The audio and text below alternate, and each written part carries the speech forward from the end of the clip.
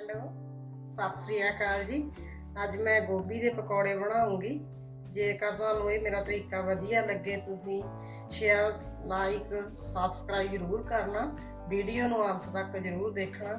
हाँ जी, मैं एक फुल गोभी का लिया, इनू मैं कट लिया, मतलब कि अद्धा क किलो हैगी आ ये गोभी का फुल सी, इनू कट लिया मैं एवें दे पीस बना ले।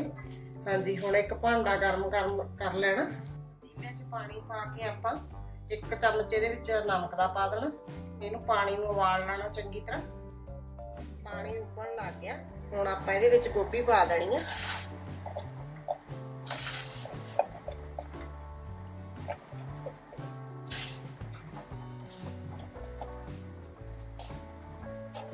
बस इहनू एक उबाला जिहा दे के गैस बंद कर देनी है, उबाला आ जावे इहनू।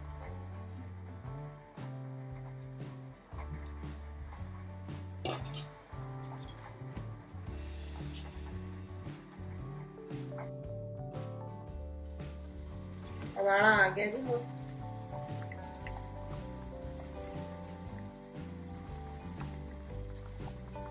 हाँ जी, गोभी मैं कट ली, ये ठंडी हो चुकी है।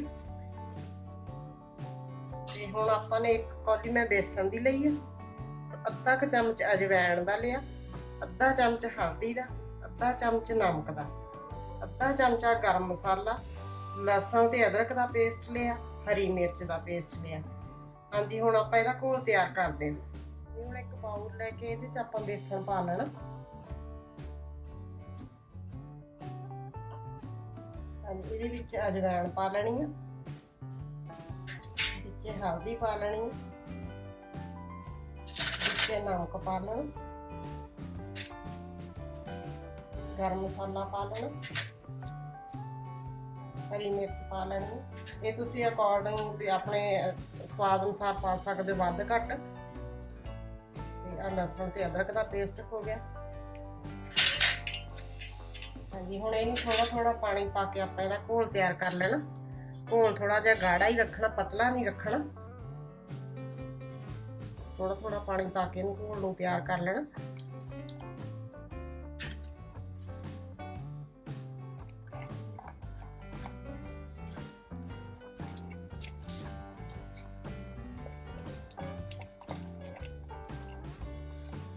घोल नूं चंगी तरह हिला लेना।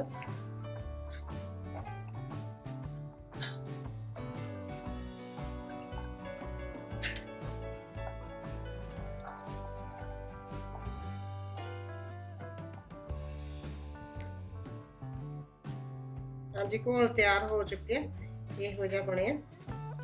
हुण आपां पकौड़े कड्ढण दी तैयारी करते हैं। हुण अपना तेल गर्म हो चुके हैं। तेल गर्म, एक गोभी का फुल लैके आपां ने इहदे च पाई जाना।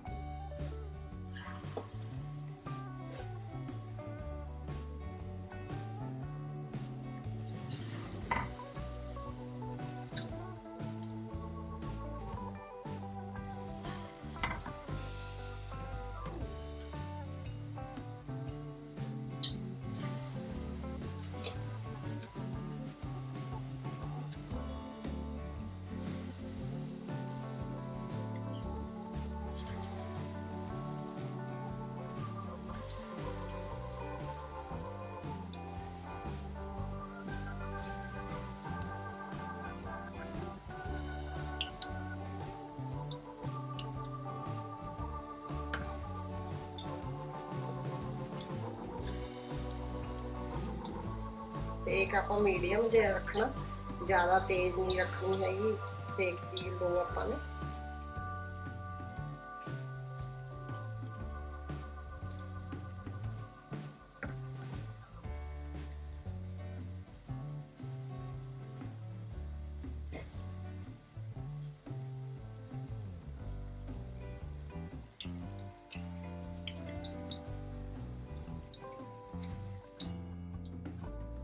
हाँ जी, हुण इन्हां दा पासा बदल दिए, लाइट गोल्डन जे हो गए।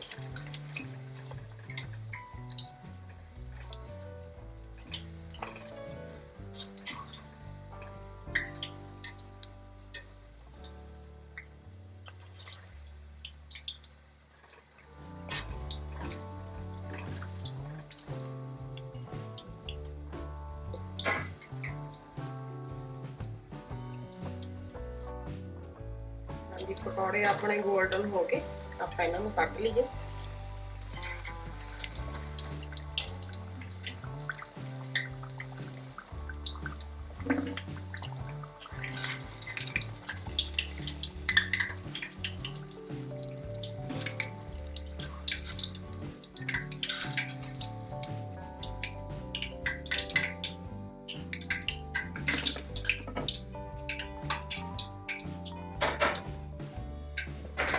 ਆਪਾਂ ਦੂਸਰੇ ਪੀਸ ਵੀ ਪਾ ਦਈਏ, ਬਾਕੀ ਪਕੌੜੇ ਵੀ ਪਾ ਦਈਏ ਆਪਾਂ ਗੋਭੀ।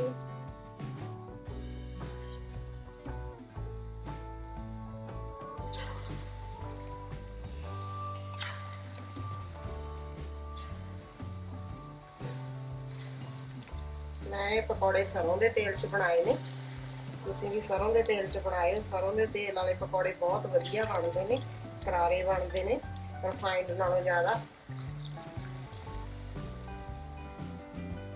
ਰਿਫਾਈਨਡ ਵਾਲੇ ਪਕੌੜੇ ਥੋੜੇ ਜਿਹੇ ਮਿੱਠੇ ਮਿੱਠੇ ਜਿਹੇ ਬਣਦੇ ਨੇ।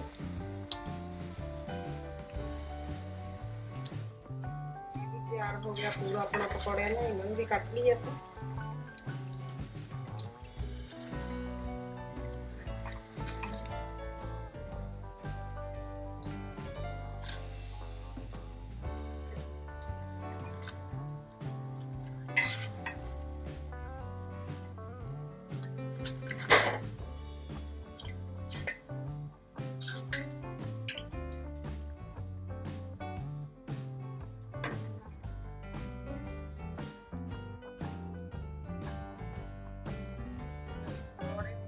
ਕੱਟ ਕੇ ਸਾਰੇ ਤਿਆਰ ਨੇ। ਹੁਣ ਇਹਦੇ ਉੱਤੇ ਮੈਂ ਥੋੜਾ ਜਿਹਾ ਧਨੀਆ ਪਾਊਡਰ ਤੇ ਅੰਬਚੂਰ ਪਾਊਡਰ ਇਹਦਾ ਥੋੜਾ ਥੋੜਾ ਉੱਤੇ ਭੁੱਕ ਦੇਣਾ, ਇਹਨਾਂ ਦਾ ਟੇਸਟ ਬਹੁਤ ਵਧੀਆ ਬਣ ਜਾਂਦਾ।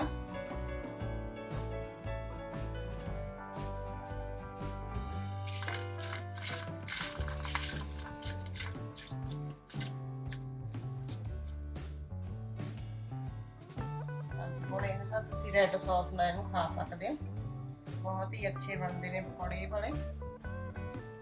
ਤੁਸੀਂ ਵੀ ਆਪਣੇ ਘਰੇ ਟਰਾਈ ਕਰਕੇ ਦੇਖਿਓ।